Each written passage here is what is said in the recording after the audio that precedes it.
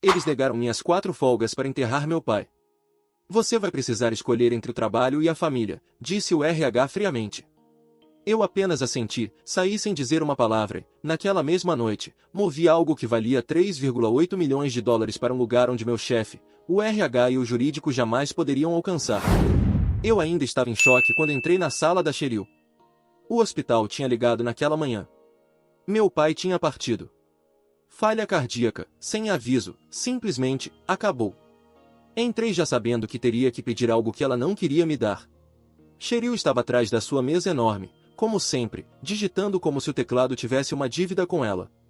Oi, disse eu, limpando a garganta. Preciso de alguns dias de folga. Meu pai faleceu hoje de manhã. O funeral será em Indiana, então eu precisaria de 4 dias. Ela nem olhou para mim, só continuou digitando. Você pode ter 2, respondeu, seca. Pisquei, sem acreditar.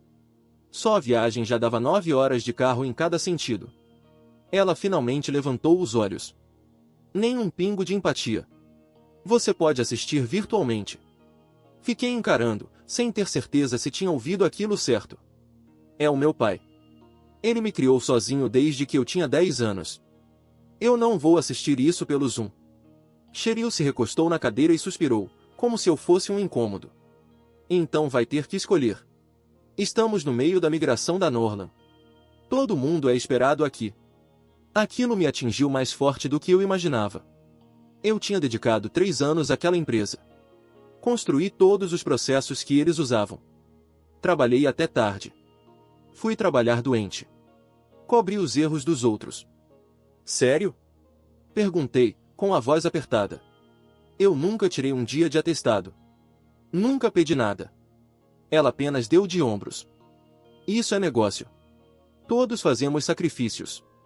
Olhei para minhas mãos. Estavam tremendo. Não de tristeza, mas de raiva. Tá bom, disse baixinho. 2 dias. Ela voltou para o monitor como se eu já tivesse desaparecido. Saí da sala sem dizer nada, mas minha cabeça zunia. Meu peito parecia apertado. Fiz metade do caminho até minha mesa, passando pelas mesmas baías cinzentas onde já tinha me sentado por mais de 1000 dias. Foi quando algo dentro de mim simplesmente quebrou. Não foi barulhento, nem dramático. Só, definitivo. Olhei para trás, sem querer, mas olhei. E vi aquele corredor como se fosse a primeira vez. Sorrisos falsos. Olhares mortos. Cartazes sobre trabalho em equipe se descolando da parede. Continuei andando, mas não de volta para minha mesa. Segui direto para a saída. Sentei no carro por um tempo, antes de entrar em casa. As luzes do estacionamento zumbiam acima de mim como se tentassem me lembrar de que eu ainda tinha uma escolha. Mas eu já sabia. Eu já tinha decidido. Dentro do meu apartamento, estava tudo em silêncio. Larguei a mochila, chutei os sapatos e fiquei parado no escuro. O relógio do fogão marcava 23 horas e 47. Não me sentei de imediato. Só fui até o quarto, deitei de costas e fiquei olhando para o teto, esperando que ele me explicasse o que diabos tinha acabado de acontecer. Meu pai se foi.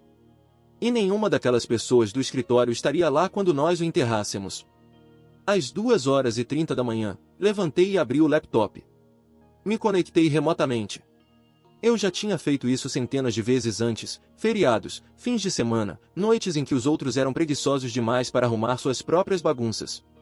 Mas dessa vez era diferente. Fui direto para as minhas pastas, não os lixos da empresa.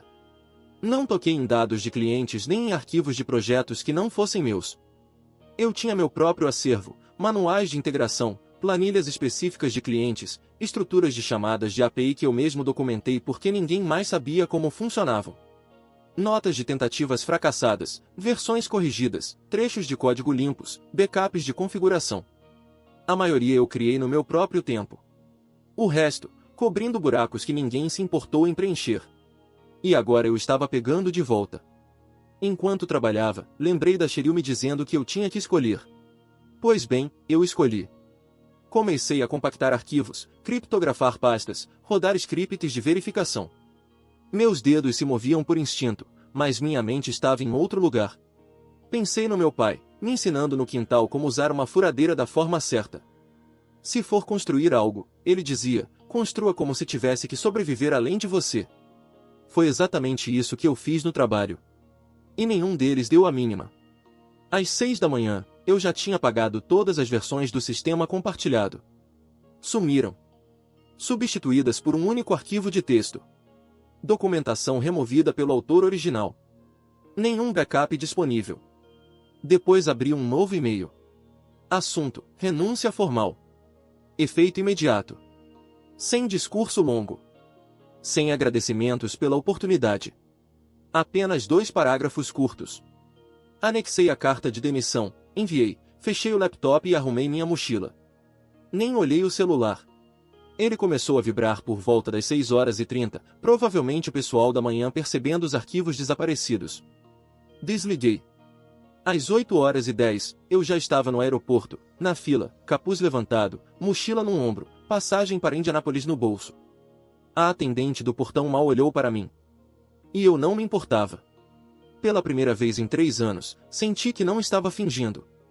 Enquanto embarcava, ouvi alguém atrás de mim reclamando do assento. Eu quis me virar e dizer, pelo menos o seu pai ainda está respirando, mas não disse nada. Só continuei andando. Assento do meio, fileira apertada, sem espaço para as pernas. Não importava. Eu estava indo para casa. Olhei pela janela enquanto o avião decolava, sem pensar no trabalho, na Cheryl, no Hal ou em qualquer um deles. Minha mente estava na capela em Bloomington. Na lata de café em que meu pai guardava parafusos. No cheiro de verniz de madeira.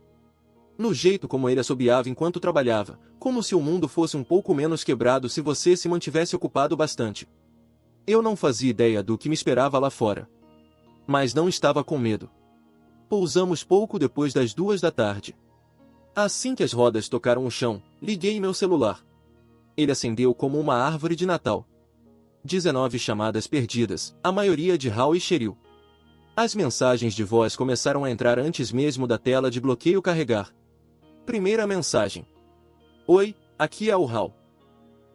Notamos que alguns arquivos estão faltando. Pode me ligar quando pousar? Segunda mensagem. Cheryl, em tom cortante. Estamos escalando isso internamente. Se foi acidental, esclareça imediatamente. Terceira mensagem, ouro puro. Hal de novo, irritado. Isso não é como profissionais lidam com as coisas. Soltei uma risada curta e guardei o celular no bolso. Cômico, vindo de um cara que já esqueceu de avisar um cliente que o contrato deles tinha renovação automática com o dobro da taxa.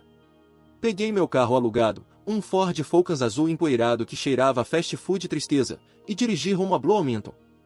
Quanto mais eu me afastava da cidade, mais fácil era respirar. A casa do meu pai estava do mesmo jeito que eu lembrava.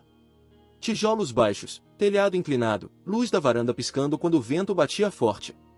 Entrei e fui recebido pelo cheiro de serragem, livros velhos e café preto. Como se o tempo não tivesse passado. As botas dele ainda estavam ao lado da porta. Uma caneca meio cheia no balcão da cozinha, como se ele tivesse acabado de sair por um instante. Fiquei parado ali, com a mão no batente, respirando fundo tudo aquilo.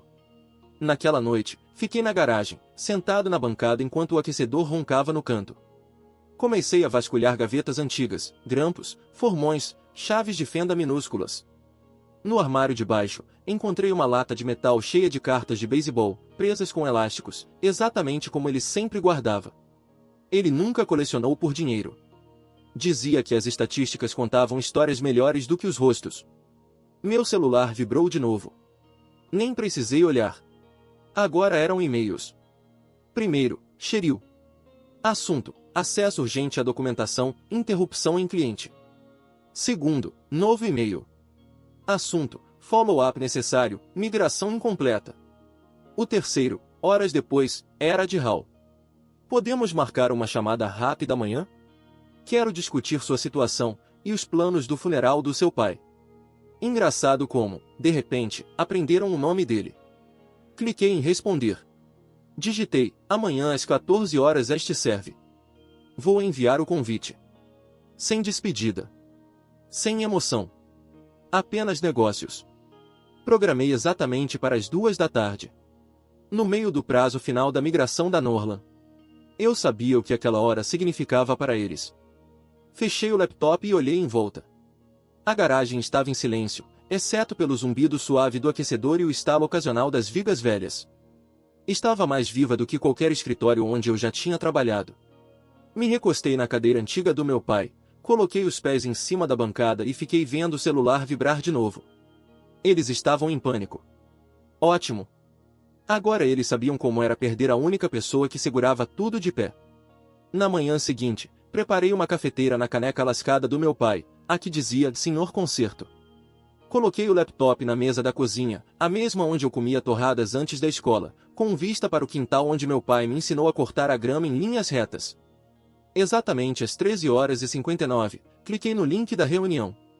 O rosto do Hal apareceu primeiro. Olhos vermelhos, gola torta, como se não tivesse dormido. Cheryl entrou logo depois, cabelo preso de sempre, boca já tensa. Em seguida, uma terceira janela, uma mulher de óculos, com cara de jurídica escrita na testa. Primeiro, queremos dizer que sentimos muito pela perda do seu pai, disse Hal, em tom lento e ensaiado. Não respondi. Ele esperou, depois olhou para Cheryl. Ela entrou firme.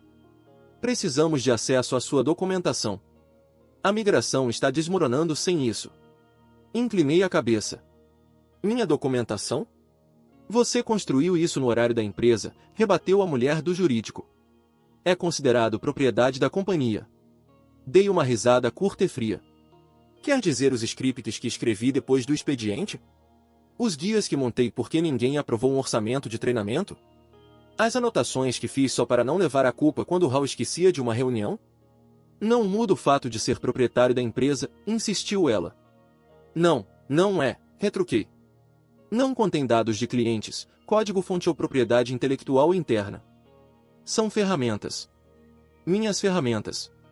Construídas porque me deixaram sozinho para afundar ou nadar. E eu escolhi não me afogar. Cheryl se inclinou para a frente. A equipe da Norla não consegue completar a migração. As funções de relatório estão mortas. Os clientes estão perguntando onde estão seus painéis. Tomei um gole do café. Parece um problema de equipe. Hal esfregou a testa. Olha, eu entendo que você está de luto, mas precisamos muito de uma solução aqui. Assenti. Eu tenho uma. Não vou voltar para a equipe. Não vou reinstaurar nada. Mas posso consultar.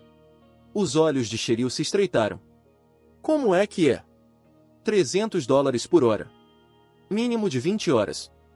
Pagamento adiantado. Eu oriento sua equipe no que for preciso, respondo perguntas e ajudo a cruzar a linha de chegada. Isso é extorsão, disparou Cheryl. Dei de ombros. É oferta e procura. Hal interveio. Não podemos aprovar esse tipo de gasto sem passar pelo financeiro. Então falem com o financeiro, respondi. Porque o relógio está correndo e a Norla não vai esperar vocês tropeçarem em decapes que não existem. A advogada permaneceu em silêncio, digitando. Além disso, acrescentei, não vou trabalhar de acordo com a agenda de vocês. Estou cuidando do espólio do meu pai esta semana. As chamadas serão limitadas a 2 horas por dia. Vocês vão receber a janela que eu der. Silêncio. Cheryl parecia prestes a explodir, mas Hal já estava acenando com a cabeça. Pode nos enviar um contrato formal? Ele perguntou. Vou mandar os termos. Quando eu ver o pagamento, marcamos a primeira chamada. Hal assentiu de novo, como se aquilo doesse fisicamente nele. Vamos agilizar. A advogada falou pela primeira vez desde que começou a digitar. Por favor, não delete mais nenhum material relacionado à empresa. Não tem mais nada para deletar, respondi. Vocês já estão no fundo da cratera. Encerrei a ligação. Não senti culpa, nem dúvidas, apenas calma. A calma que vem quando você para de se explicar para pessoas que nunca se importaram. A quinta-feira chegou pesada. Vesti uma camisa social preta amarrotada, que ainda tinha o leve cheiro da garagem do meu pai. Não me preocupei em passar.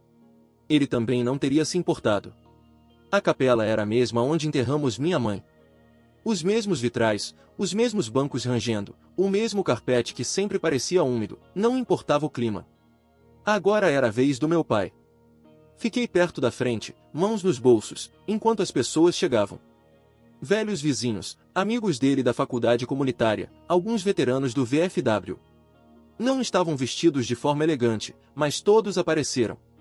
Seu pai me ajudou a consertar o aquecedor de água durante uma nevasca, disse um homem, batendo no meu ombro. Não deixou eu pagar nada, acrescentou o outro. Até a barbeira dele apareceu, segurando uma caixinha de biscoitos. Ele odiava cortar o cabelo, ela riu. Mas sempre me trazia torta em julho. Não falei muito. Apenas assenti, abracei alguns, absorvi tudo. Então vi o Sr. Banner, meu professor de marcenaria do ensino médio, vindo pelo corredor. Mesmos óculos grossos, mesma postura rígida. Ele me puxou para um abraço, como se eu ainda tivesse 17 anos. Seu pai nunca parou de se gabar de você, disse, com a voz embargada. Toda vez que o via, meu filho construiu aquele sistema inteiro sozinho. Você era o mundo dele. Minha garganta travou. Só consegui acenar com a cabeça. Nenhuma palavra saiu. O serviço foi simples. Algumas orações. Um hino que meu pai gostava. Um professor da faculdade fez um pequeno discurso, contando como meu pai sempre consertava as máquinas de refrigerante quando a manutenção não aparecia. Não foi poético, nem longo, mas foi real.